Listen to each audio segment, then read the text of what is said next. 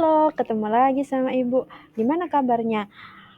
Pada materi sebelumnya, kita belajar mengenai nutrisi pada makanan. Apa aja sih nutrisinya? Masih ingat nggak? Ada karbohidrat, protein, lemak, vitamin, dan mineral. Pada pertemuan ini, kita masih membahas tentang makanan. Sebelumnya, Ibu mau tanya, kalau kalian disajikan makanan-makanan seperti di gambar, gimana sih rasanya? Pasti menarik. Pasti pengen sekali kalian mencoba memakannya. Selain itu, siapa sih yang suka sekali dengan makanan-makanan seperti gambar?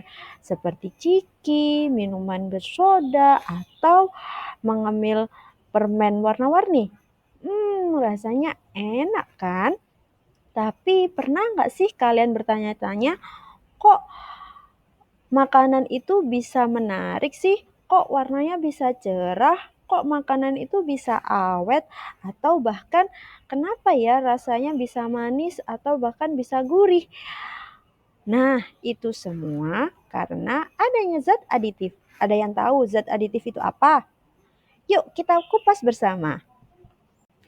Nah, kemarin lagi heboh nih, tahu kan ya produk makanan namanya roti Auka itu katanya dia mengandung zat aditif yang berbahaya. Benar nggak sih itu? Berarti apakah zat aditif itu berbahaya untuk dikonsumsi? Apakah dia membuat efek samping yang merugikan bagi tubuh kita? Yuk kita kupas bersama.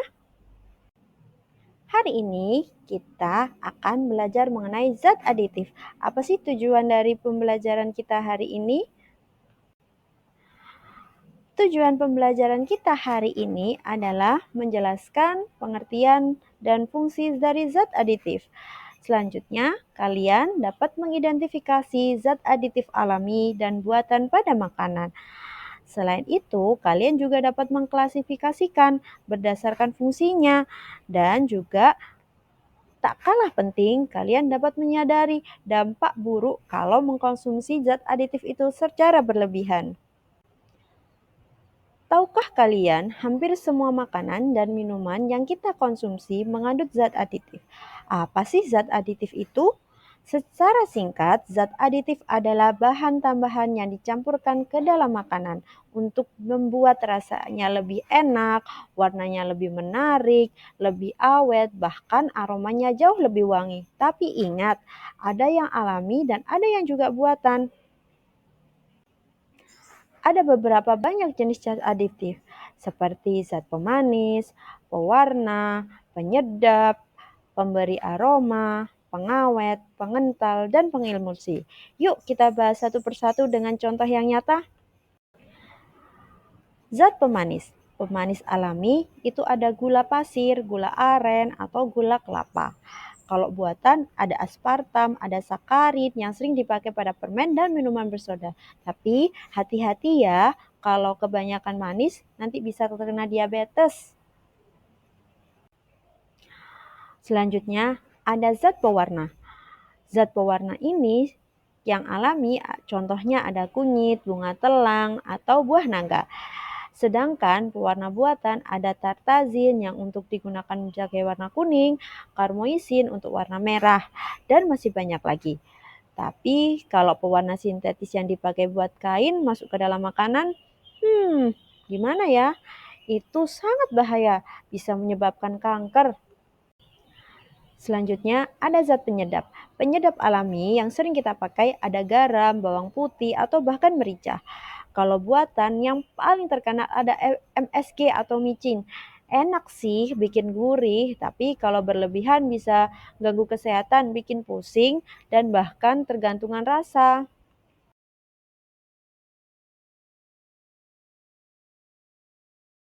Selanjutnya ada zat pengawet. Supaya makanan lebih tahan lama, biasanya dipakai pengawet. Ada cara alami, misalnya diasinkan atau dikeringkan atau diberikan pemanis. Kalau buatan biasanya ada kandungan natrium benzoat atau asam benzoat. Tapi kalau kebanyakan bisa memicu penyakit berbahaya termasuk kanker. Selanjutnya ada zat pengental. Zat pengental Ini kalau pada puding atau saus yang teksturnya pas, itu bisa ada zat pengentalnya.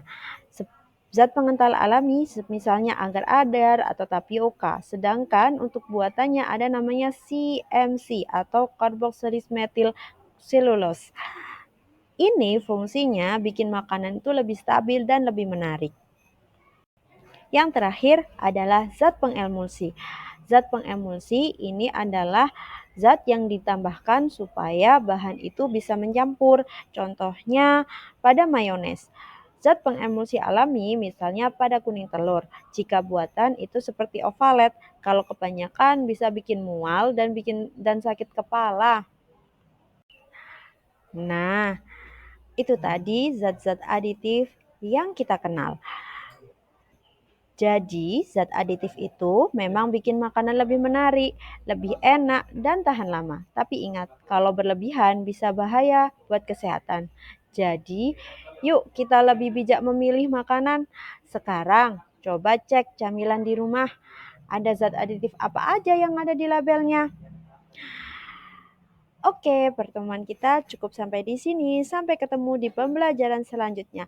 Dan jangan lupa tetap sehat. Semangat!